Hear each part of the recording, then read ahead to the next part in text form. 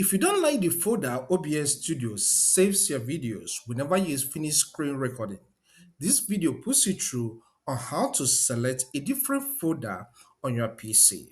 The first step you need to take is to launch your OBS Studio. So I'll click here and type OBS. Then I'll select it. Once the application opens, you'll find yourself on an interface that looks like this. The next step is to click on File, click on Settings. On this new page, click on Output. Then you will see this recording section. The recording part is videos by default. Alright, you can see this is my name, the PC name in this case. So what you need to do to change that is to click on Browse. This will automatically open the file explorer of your PC. Okay, showing you some folders you have inside the videos folder.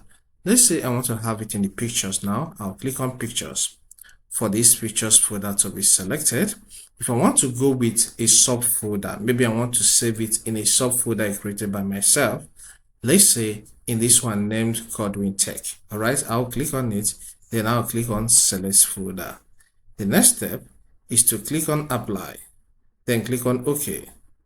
So with this new change, anytime I'm recording video screen with this software, it will be automatically saved inside this particular folder I selected now. Let's confirm to make sure that everything is in place. I'll click on File, then click on Settings, click on Output, then you can see it's pointing at Godwin Tech folder. And that is true. So anytime I want to change back, follow the same steps, okay? If this helps, consider subscribing. Here we cover a lot on information technology. So subscribe to learn more, hit the like button and leave a comment in the comment section. You can scan this QR code here to purchase any of my books on information technology.